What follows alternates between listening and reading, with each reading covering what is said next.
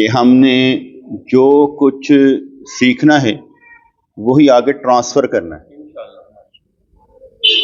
کیونکہ مسلمان سیکھنے اور سکھانے کے لیے پیدا ہوا، مسلمان سیکھنے اور سکھانے کے لیے پیدا ہوا۔ اگر ہم اپنی اولادوں کو اچھا ٹرانسفر کریں گے تو وہ اچھی بنیں گی اور مجاہدے میں سے گزریں گی۔ بچپن میں جب رمضان کا مہینہ آتا تو میں اپنے بچوں کو، چھوٹے چھوٹے جو اسکول جاتے تھے ان جیسے، تو ان کو کہہ دیتا کہ بھئی صبح سب نے روزہ رکھنا ہے، کیونکہ تم پر ابھی روزہ فرض نہیں ہے، لیکن سب نے اٹھ کر کھانا کھانا ہے، روزہ رکھنا ہے۔ اگر ایسی حالت ہو گئی کہ تم سمجھو کہ روزہ توڑنا ہے تو توڑ دینا، لیکن روزہ رکھنا ہے۔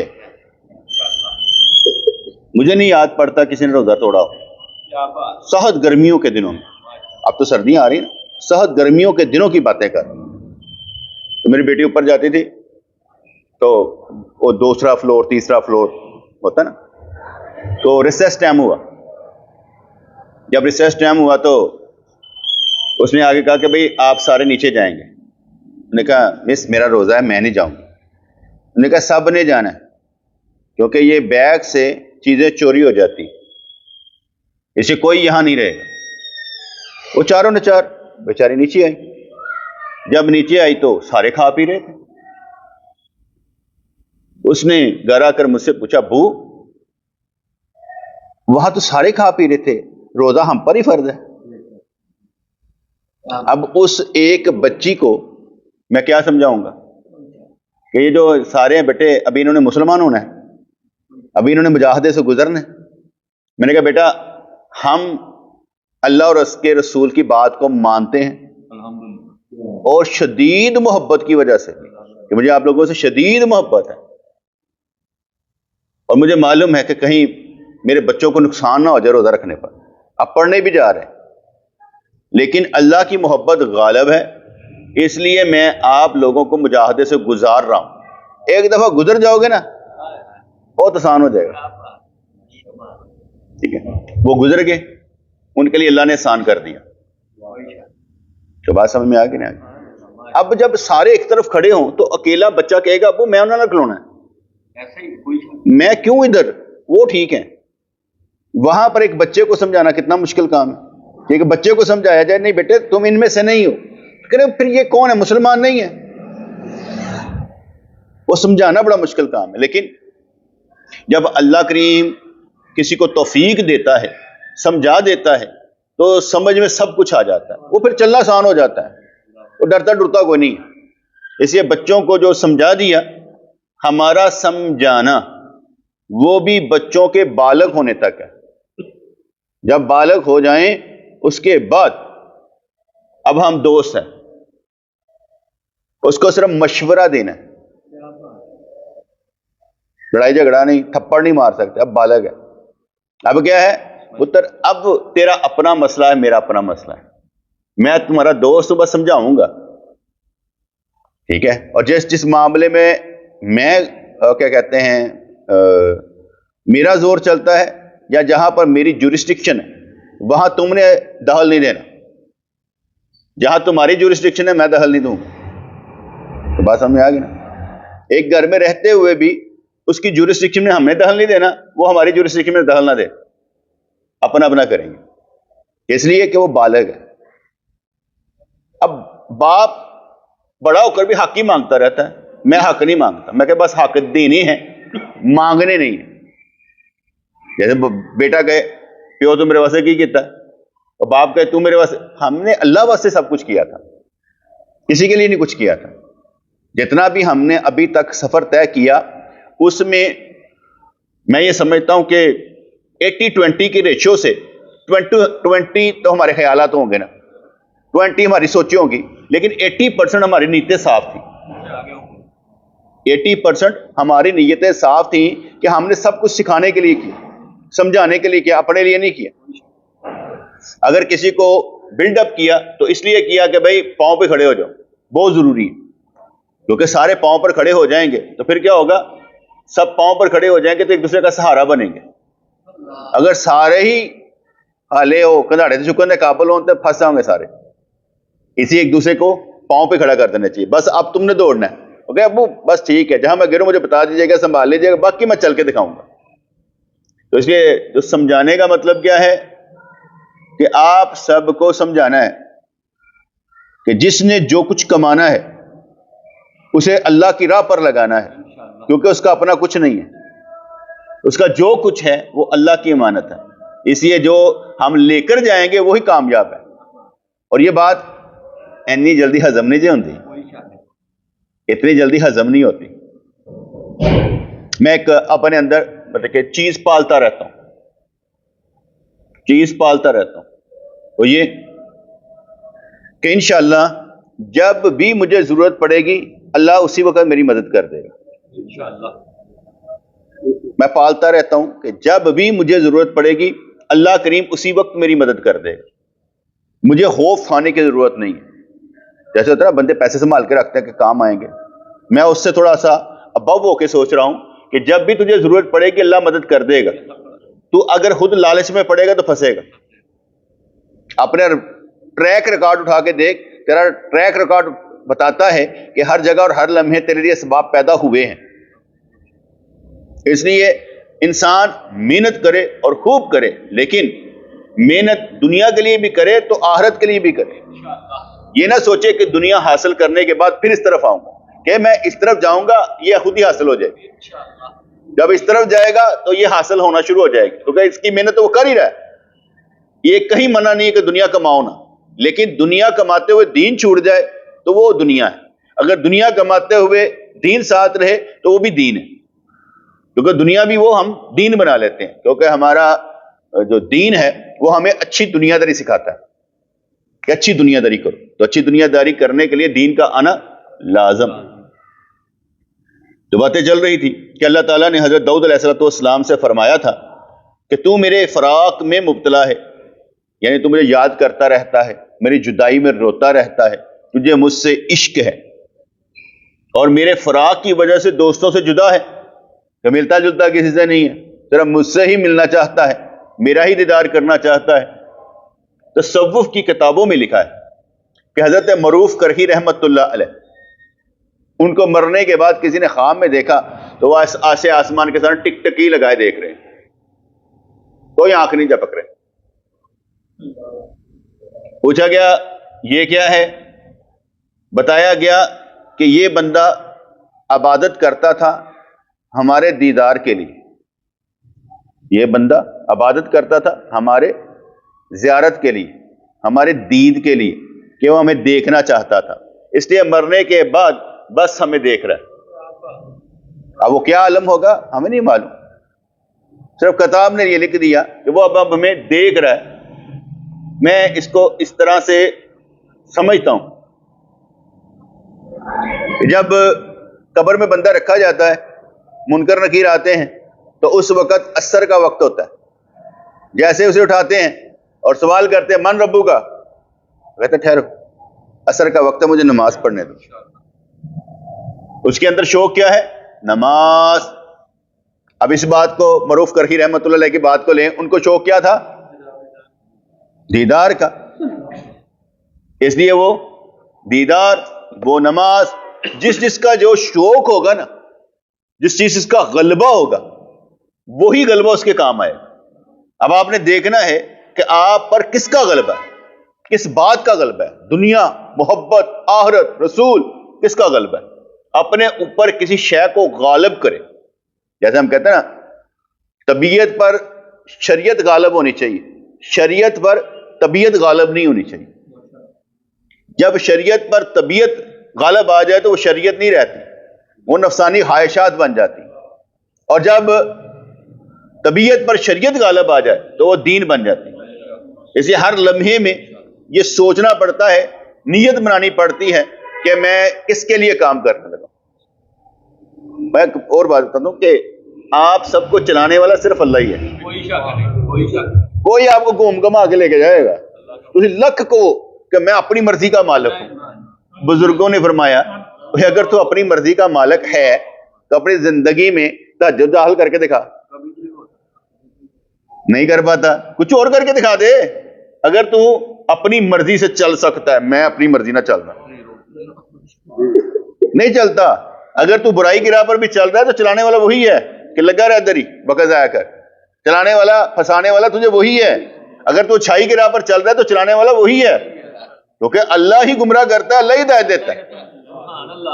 اس لیے جس راستے پر تو چل رہا ہے, جس راستے پر تو چل رہا ہے وہ چلانے والا اللہ ہی ہے. اور دعا مانگ. آپ نے کبھی دیکھا ہے آپ مسلسل نماز پڑھتے ہیں, ہر نماز میں الحمد شریف پڑھتے ہیں, ایک ہی دعا صراط الذین انعمت علیہم صراط الذین انعمت علیہم, وہ حالے تک ہو ہی نہیں شامل. بندہ سوچ ہی سکتا ہے یہ حالت 50 سال ہو گئے نماز پڑھ دی ہیں ایسے پڑھی جا رہے ہیں. نہیں بیٹے, یہ ایسی منزل ہے کہ آپ اگر اس کو سمجھے تو آپ روزانہ ترقی کرتے جا رہے ہیں. اور کسی لمحے بھی آپ نیچے بھی آ جاتے ہیں, کبھی اوپر چلے جاتے ہیں, فلیکچویشن رہتی ہے.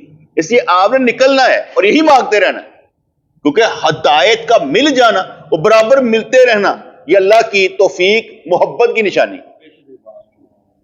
اور ایک بندہ آدھا ادھر رہے مزہ نہیں آتا. ٹوٹل وہ کہتے ہیں کہ اے ایمان والو پورے کے پورے اسلام میں داخل ہو جاؤ. اللہ کو پسند نہیں ہے ڈنگا چبا. پورے کے پورے اسلام میں داخل ہو جاؤ, پورے کے پورے مسلمان بن جاؤ.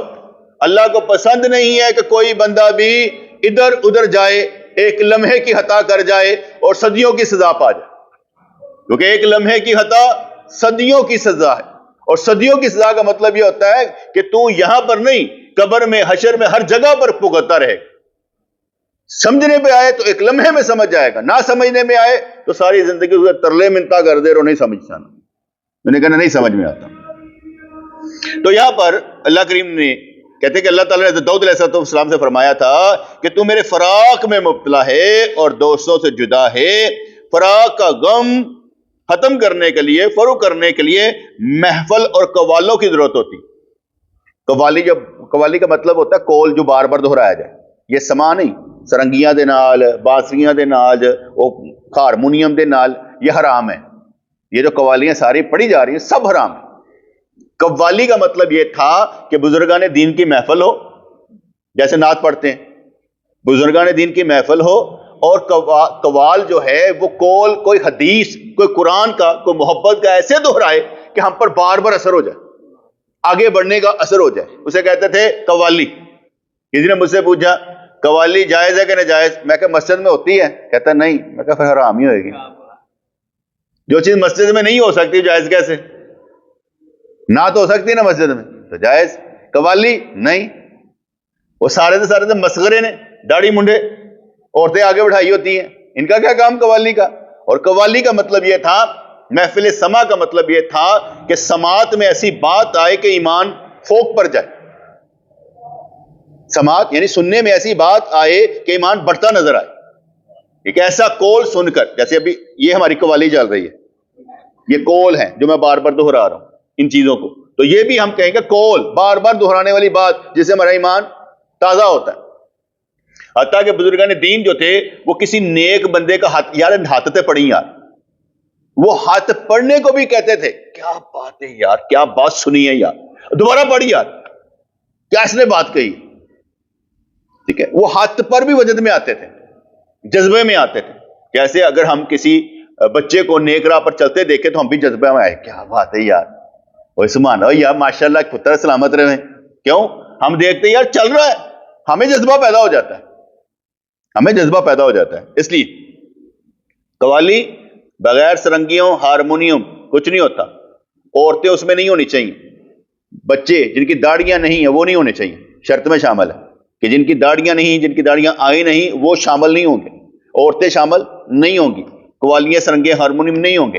اور جو بندے شامل ہوں گے سب کی داڑیاں ہوں گی, اور سارے عشق حقیقی میں ہوں گے. مجازی عشق والا ایک بندہ بھی نہیں ہوگا.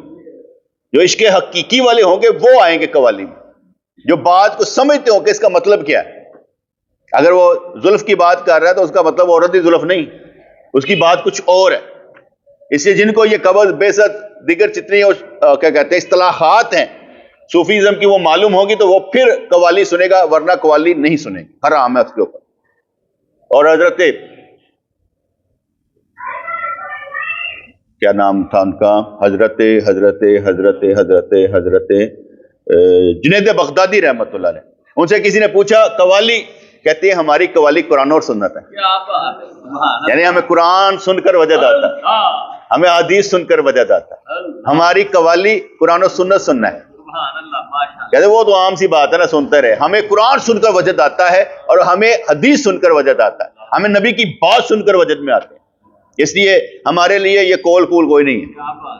داتا گنج بشیر رحمۃ اللہ علیہ سے کسی نے پوچھا، کہتے قوالی ابتدائی سٹیج ہوتی ہے بندے کی، اور جب وہ نکل جاتا ہے وہاں سے تو پھر اس کو اچھی نہیں لگتی. پھر وہ کہتے ہیں یہ تو فضول ہے، یہ ابتدائی سٹیج تھی، سننا بڑا اچھا لگتا تھا. اس کی ایک اور مثال، حضرت سائیں توکل شاہ رحمۃ اللہ علیہ نعت سنتے تھے، بڑے وجد میں آتے تھے. پھر نہ نعت سنتے تو حالت خراب ہو جاتی ہے، بس ایسے دیکھتے رہتے ہیں. کسی نے پوچھا حضرت پہلے نعت سنتے تھے تو بڑا وجد آتا تھا اور اب نعت سنتے ہیں تو آپ کی حالت، کہنے کے اثر میں نا پہلے محبوب سامنے نہیں ہوتا تھا، اب محبوب سامنے ہوتا ہے. جب محبوب سامنے ہو پھر نعتیں نہیں سننی چاہیے، پھر محبوب کو دیکھنا چاہیے. اس لیے اب حالت کچھ اور ہے، اب نعتوں کا مزہ نہیں آتا. تو بات سمجھ آئی کہ نہیں ہے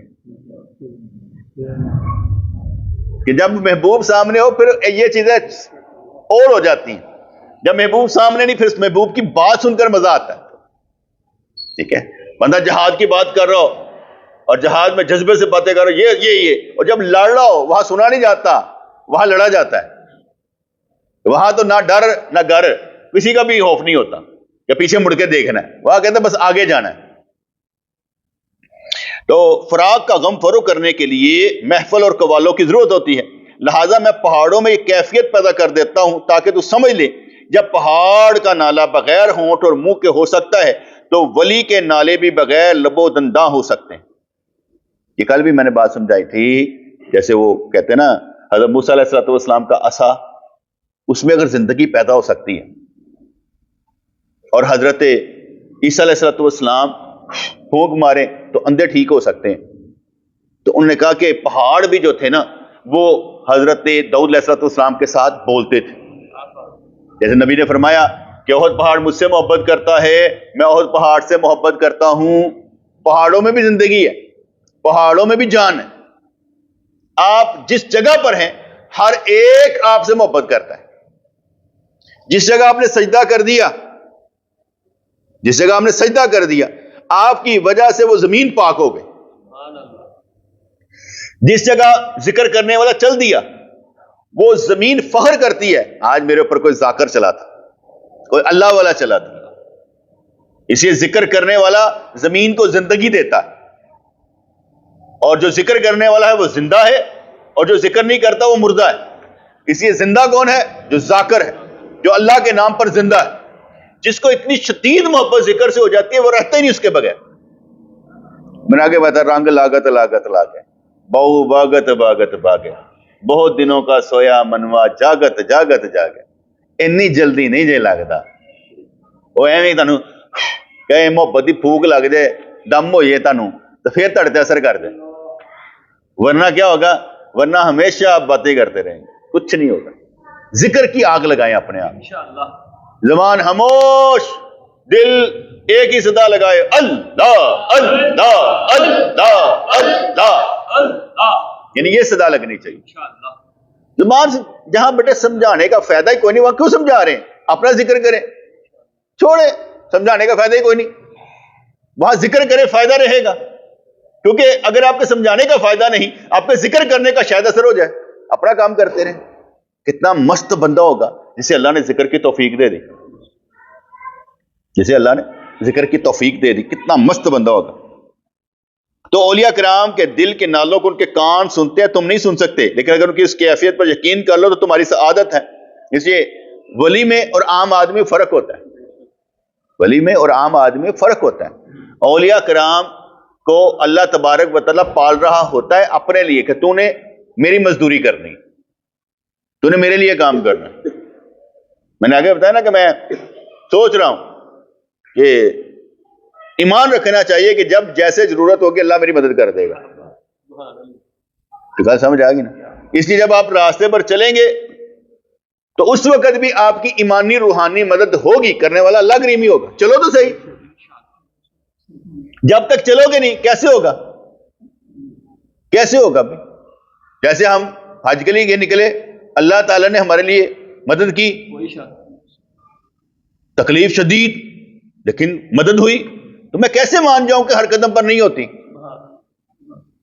اب بھی گئے, مسائل پیدا ہوئے, لیکن مدد ہوتی گئی ساتھ ساتھ. اللہ کی مرضی, چلتا رہتا بندہ. کیونکہ ہم نے یہ نہیں دیکھنا کہ یہ کیوں ہوا, یہ دیکھیں کہ ساتھ ہوا کیا ہے.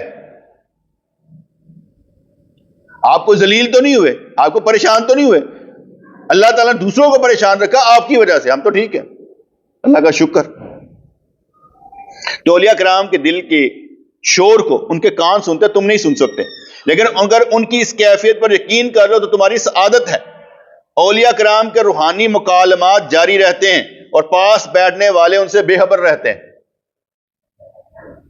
ہمارے پیر مرشد رحمت اللہ علیہ, او مولوی سردار صاحب کو بلا کے لائے.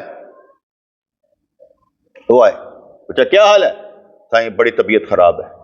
سائیں بہت طبیعت خراب ہے. آپ نے اس کی شکل دیکھی, فرمانے لگے طبیعت بیماری تمہاری 2 آنے ہیں, رولا تم 12 آنے کے ڈال رہے ہو. گل سمجھ آئی؟ مانے لگے بیماری تمہاری 2 آنے کی ہے اور رولا 12 آنے کے ڈال رہے ہو, کام کرو. چلو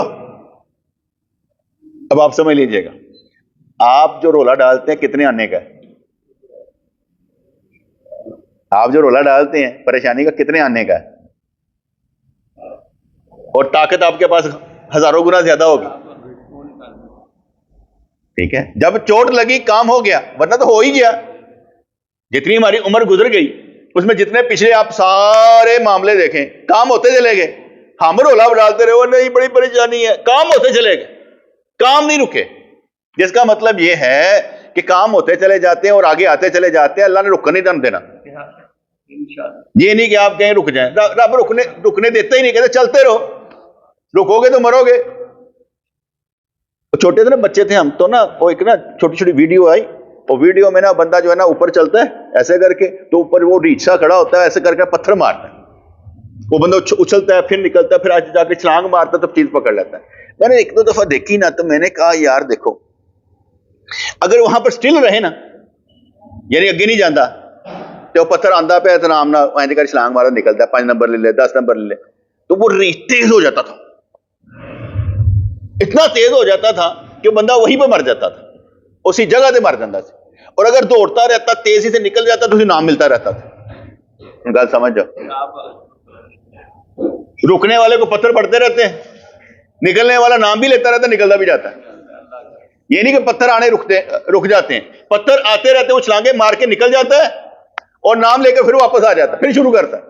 یہ زندگی ایسے ہی ہے, پتھر آتے رہیں گے, آپ چھلانگے مارتے رہیں گے, اور اس کے بعد نام لے کر واپس آ جائیں گے, کیا ہو رہا یہ کھیلنا. اور کیا ہے, دن آتا ہے آپ چھلانگے مارنا شروع کرتے ہیں, فجر ظہر عصر مغرب عشاء, صبح پھر اٹھتے ہو دوبارہ نام, لیکن رات کو سو گئے نا, ابھی آپ نے شاہ پڑھ لی, اب صبح اٹھیں گے نا تو صبح اٹھتے سال ہی پھر فارغ شروع ہو جائے گی. چل بھی فجر پر زور پر, یار کوئی مک جائے کسی دن, زندگی مک جاتی, نمازاں نہیں مکدیاں, گوٹے گس جاندے نے, یقین منو, کالے پی جاندے نے, متھا کالا پی جاندا ہے, نمازاں نہیں جے رکدیاں, روزانہ ہی روزانہ. تو اگر بندہ شامل کر دے, روزانہ روٹی بھی تو کھانا نا, اگر روٹی کھاتا ہو تو پھر یہ بھی ہے, اگر روٹی نہیں کھاتا تو پھر یہ بھی نہیں پڑتا. نہ کھا روٹی, 3 ٹائم روٹی کھانی پڑتی ہے, کیوں کرتے ہو؟ نہیں تو کم از کم 2 ٹائم تو کھاتا ہے نا, زیادہ ہی ہوئے گا تو 1 ٹائم تو کھاتا ہی ہوئے گا نا.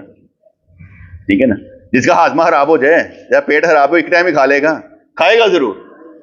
ایسا کوئی نہیں میں دیکھتا کہ نہیں یار کوئی گل نہیں, ایسا بھی میں نہیں دیکھتا, اللہ ماشاءاللہ میں نے ایسا بندہ بھی کوئی نہیں دیکھا کہ جب بھوک لگے گی کھاؤں گا. کبھی آپ نے دیکھا ہو بندہ جو بھوک لگنے پر روٹی کھائے؟ میں سمجھتا ہوں بھوک سے پہلے روٹی کھاتا ہے. ارے بھوک لگتی نہیں، روٹی پہلے. ایک روٹین کے مطابق ٹائم رکھا ہوتا ہے، میں آ رہے روٹی پکا دیو، حالانکہ بھوک نہیں لگی ہوتی. شدید بھوک لگے روٹی کھانے والا کوئی حال ورنہ روٹی پہلے آ جاتی ہے ہر ایک کو. بہت کم دیکھا ہے ایسا بندہ جو روٹی کھائے اس وقت جب شدید بھوک لگی یا روٹی لے رہا ہوں تے کام نہیں جو ہوندا پیا، بہت کم ہے. تو کہہ رہتے ہیں کہ اولیاء کرام کے روحانی مکالمات جاری رہتے ہیں اور پاس بیٹھنے والے ان سے بے خبر رہتے ہیں. روحانی مکالمہ حصی کانوں سے نہیں سنا جاتا، ایسے کنوں نہیں سنائی دیتا. عوام روحانی مکالموں سے بہرے ہیں. اولیاء کرام سے اعتقاد اچھا رکھنے سے ہو سکتا ہے کبھی سننے کے قابل ہو جائیں، کبھی سننے کے قابل ہو جائیں. وہ ہم اپنے پیر مرشد کے پاس بیٹھے نا، ایک دفعہ اذان ہوئی. جب اذان ہوئی تو آپ نے فرمایا کہ بھئی یہ جو پہلی دفعہ کہتے ہیں نا اشہد ان محمد رسول اللہ، تو آپ نے پڑھنا ہے قرۃ عینی بک یا رسول اللہ، اور قرۃ عینی بسمک یا رسول اللہ. دو چیزیں، ایک تھا قرۃ عینی بسمک یا رسول اللہ، یا رسول اللہ آپ کے نام سے میری آنکھیں ٹھنڈی ہوں. ٹھیک ہے، قرۃ عینی بک یا رسول اللہ میں مطلب ہے اس لیے کہ بسمک نام کے ساتھ نہیں تھا. ٹھیک ہے، اور دوسری طرف پڑھنا اللہ محمد تانی بالسمع والبصر. پھر ہم نے فرمایا کچھ لوگ انگوٹھے چومتے ہیں، کہتے ہیں ہم نہیں چومتے، اور چومنے والوں کو منع بھی نہیں کرتے. ہم نہیں چومتے لیکن چومنے والوں کو منع بھی نہیں کرتے، کوئی چوم لے تو ہم غلط بھی نہیں کہتے. ہم نے فرمایا کہ اس لیے کہ جب رسول اللہ صلی اللہ علیہ وسلم کی محفل لگتی ہے نا، اور جو روحانی طور پر وہاں موجود ہو، وہاں جب باتیں ہوتی ہیں، مکالمے ہوتے ہیں، وہاں رسول اللہ کے نام آنے پر انگوٹھے نہیں چومے جاتے. صحابہ کرام انگوٹھے نہیں چومتے. خدا سمجھ آ رہی؟ ٹھیک ہے، اب میں اس لیے ہم بھی نہیں چومتے. اب وہ مشاہدے کی بات کر رہے ہیں، روحانی مکالمہ. ٹھیک ہے، مجھے کہنے لگے محمد رضوان کبھی جب تم اس محفل میں چلے جانا تم بھی دیکھ لینا. میں کہا جدو دیکھ لیں گے، جدو پہنچا گے. تو انہوں نے فرماتا تو کہتے نا کہ تو پہنچ جاؤں گے نا، لینے سے لگے ہیں کبھی نہ کبھی تو پہنچ جائیں گے. ٹھیک ہے نا جی. تو اس لیے کہا اولیاء کرام سے اعتقاد اچھا رکھنے سے ہو سکتا ہے کبھی سننے کے قابل ہو جاؤ، کبھی دیکھنے کے قابل ہو جاؤ. کیونکہ اعتقاد رکھنا، یقین رکھنا بہت اچھی بات ہے. اعتقاد بڑی زبردست چیز ہے، عقیدہ بن جانا ہے. اور میرا پیر سب تو اچھا کہنے جائے. کسی نے پوچھا نا تو سائیں توکل شاہ رحمۃ اللہ نے پوچھا تمہارا میرے بارے میں کیا خیال ہے؟ فرمانے لگے جو دنیا سے چلے گئے ہیں ان کا تو مجھے معلوم نہیں، لیکن اس دنیا میں آپ سب سے بہتر میرے لیے ہیں. کہتے بڑے ادب کی بات کی، کیونکہ دنیا سے جان والے تو بڑے بڑے ہیں. ٹھیک ہے نا، انہوں نے کہا جو دنیا سے چلے گئے ہیں ان کا تو میں نہیں کہہ سکتا، لیکن دنیا میں سب سے بہترین میرے لیے میرے خیر آپ ہیں. ماشاءاللہ. ٹھیک ہے نا، تو یہ عقیدہ بڑا کام آتا ہے. عقیدہ بڑا کام آتا ہے. میں یہاں سے لاہور سے نکلا، سندھ جا کے مرید ہو گیا. ٹھیک ہے، مجھے کسی کی کوئی پرواہ نہیں تھی کون کیا کہتا ہے، کس طرح سے کہتا ہے. اپنی محبت اپنی ہوتی ہے انسان کی. تو مجھے ہمارے پیر مرشد رحمۃ اللہ کے نا سونا سائی رحمۃ اللہ کے پاس یا سجن سائی کے پاس یا ادھر ادھر لے کر جانا کرنا نا، تو آپ پیچھے بیٹھ جاتے تھے عاجزی سے، اور ہمیں کہتے تھے آپ آگے چلے جائیں. تو میں کیا کرتا تھا، وہ اسٹیج آگے لگا ہوتا تھا، میں ان کی طرف منہ کر کے بیٹھ جاتا تھا. میرا دل نہیں کرتا تھا ادھر منہ کرنے کو، تو میں ان کی طرف منہ کر کے بیٹھ جاتا تھا. تو پھر آپ نے میری طرف دیکھنا کہا ادھر منہ کرو. اللہ، اس طرح ایک دفعہ ہوا کہ وہ ادھر نا ذکر لے رہے تھے، تو ذکر زیادہ بندے ہونا تو وہ کیا کرتے ہیں، وہ زبانی ذکر بتا دیتے ہیں. چلو بھائی تسی ایک دوسرے سے ہاتھ رکھو. ہاتھ رکھنے پر چل بھی یہ موڑے دے وہ موڑے دے موڑے دے، انہیں کہا ہاتھ رکھو. میں کہا میں نہیں رکھتا کسی سے. ٹھیک ہے نا، میں نے دیکھا ہمارے پیر مرشد بیٹھے ہوتے تو انہوں نے میرے میٹر پہ ہاتھ رکھ دیتا کہ وہ پتر نہ انج کر، فتنہ نہ پیدا کر، تیری مہربانی ہے تو انج کر لے. کیونکہ جب سمجھ آ گئی نا ایک کوئی بوہے بیٹھے رہندے پکے جو اصول دے، دنیاوی شاہی نو کدی نہیں قبول دے، جنہ لوکا کیتیاں گدائیاں تیرے نا دی. ان کو ایک جگہ بڑی مزہ آتا ہے. ہاں البتہ میں یہ کہتا ہوں اگر کوئی بیٹے ہم سے اچھا ہے، ضرور وہاں جائیں, میں کبھی نہیں روکوں گا, خدا کی قسم کبھی نہیں روکوں گا, کیونکہ ہم سے اچھا ہے. جب ہم سے اچھا ہے تو جانا چاہیے, کیونکہ جتنی چیزیں, جتنی نظر میں نے آپ کے اندر پیدا کر دی نا, آپ جا کے سمجھ جائیں گے انشاءاللہ تعالیٰ کہ یہ بندے کی سوچ کیسی ہے. جتنی میں نے نشانیاں آپ کو بتا دی ہیں, پیر کی نشانیاں کیا ہیں, کیا کیا معاملہ ہے بیٹے, آپ کہیں پر بھی چلے جائیں مار نہیں کھائیں گے. اسے میری نظر سے نہیں, اپنی نظر دیکھیں یار اس میں کیا کیا چیز پائی جاتی ہے, کوالٹیز کون کون سی ہیں, اب مزہ لیں, کوئی مسئلہ نہیں, مجھے کوئی اعتراض نہیں. میں اس کی مثال دیتا ہوں. کہا جاتا ہے کہ جب کوئی بزرگ جو ہوتے تھے نا, مرید کو دیکھتے تھے نا کہ ذرا بے ادب جو ہو رہا ہے, ادب دا نہیں پتا, وہ جو با ادب لوگ ہوتے تھے نا, ان کے پاس ان کو ذرا سکھانے کے لیے بھیج دیتا تھا کہ جہاں ذرا ادھر سے ذرا ہو کے تو تمہیں پتہ لگے لوگ ادب کتنا کرتے ہیں. اور پھر دوسری جگہ پر جا کے وہ ادب دیکھ کر آتا تھا نا, تو پھر جو ہے نا واپس آ کر کہتا تھا میں حضرت کا ایسے ادب کرنا. ٹھیک ہے نا, بات سمجھ آ گئی؟ چلیں, نہیں آئے گی تو آگے آ جائے گی. پھر فرمانے لگے کہ میں مثنوی لکھنے پر اعتراض کرنے والوں کے اعتراضات سے لکھنا بند نہیں کروں گا, اور نہ اعتراضات کی طرف توجہ دوں گا. کیونکہ اکثر ہوتا ہے نا بندہ جدو کوئی اعتراض ہوتا ہے نا, اور تو انج لگتا ہے اور چول وہ انجے, تو بندہ جو ہے تھوڑا ڈس ہارٹ ہو جاتا ہے, یار میں کی کرا. تو ساڑھے پیر مرشد رحمۃ اللہ فرمایا کرتے سن کہ اگر ولی اللہ کی قبر پر کوئی کتا بھی پیشاب کر دے تو ولی اللہ کی ڈیوٹی نہیں اس کو اٹھانا, وہ دا کام صرف فیض دینا ہے. وہ دا کی تعلق ہے کتا جو ہے نا. تو دوسری انہوں نے واقعہ سنا کہ ایک بزرگ بیٹھے ہوئے تھے, مراقبہ کر رہے تھے, تو ایک کتا آیا تو اس نے ٹانگ اوپر کی, ان پر پیشاب کر دیا, گرم گرم پیشاب لگا تو اٹھ بیٹھے, کہا یا اللہ تیرا شکر ہے, کتے دی نظر چ میری کوئی اہمیت نہیں, تیری نظر چ ہے. ان بس اعتراض کرنے والوں نے سمجھ جاؤ,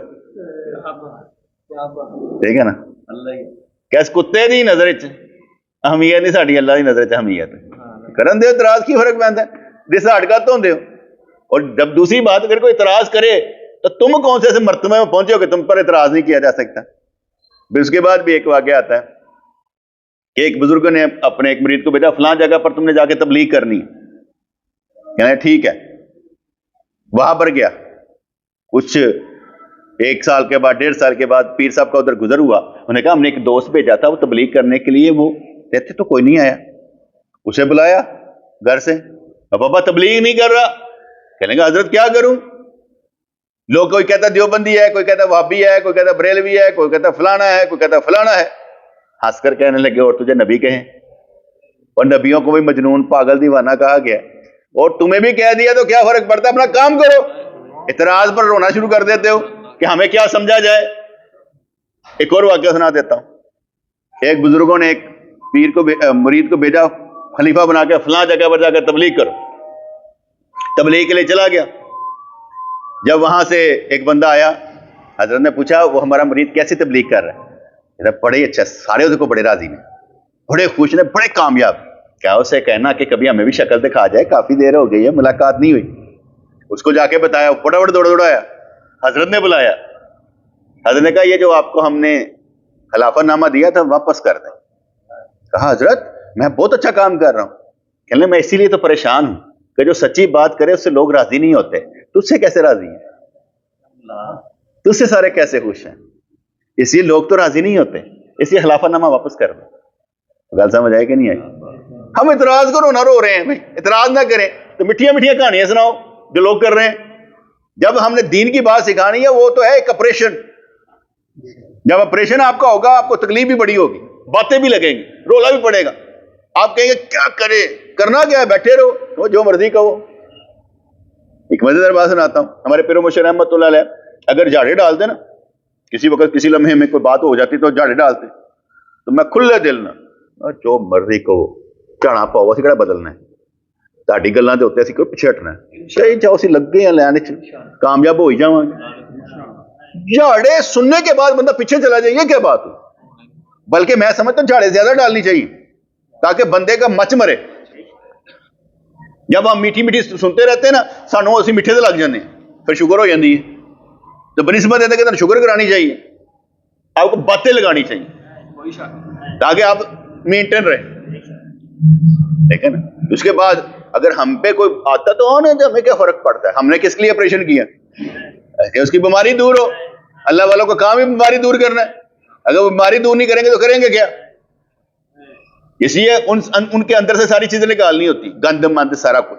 اس کے بعد اسے تھپڑ مارے، کہنا ادھر دو اور مار لو سر جی، کہڑی گل ہے، جو مرضی آپ کو اختیار حاصل ہے، جو مرضی کہیں، کیا فرق پڑتا ہے. لیکن سننے والے کو کچھ نہ کچھ ملتا چلا جاتا ہے.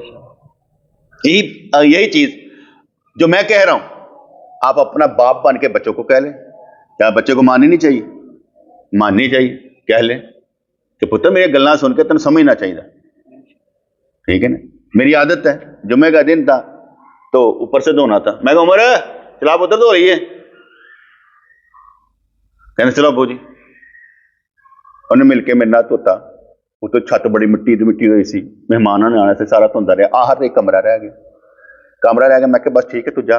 نہیں ابو میں مار، میں کہ تو جا، آخر تو میں گلاں تے تینوں کرنی ہی نا، چھڑ کے میں چلا گیا سا، تو جا تو، تاکہ میں تو گل تے کر سکا نا. یہ گل سمجھ آئے کہ نہیں؟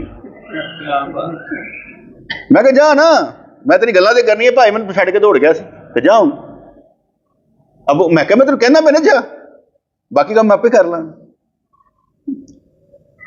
ایسی باتیں کرنی چاہیے جس کے ساتھ اس کے اندر خوف بھی رہے، محبت بھی رہے، خوف بھی رہے. اسے پتا ہو کہ باپ نے بات کرنی ہے. لیکن میں نے کبھی مطلب کہ ایک دو دفعہ روڈ ہوتے اسے دیکھا، ورنہ وہ برداشت کرتا ہے، مطلب کہ آگے سے بات نہیں کرے. تو اس لیے باتیں کرنی چاہیے نا. کچھ معاملات اس طرح سے اچھے کرنے چاہیے جس سے بچوں کی بھی صفائی ہوتی رہے. آگے چلتے ہیں. کہنے کہ میں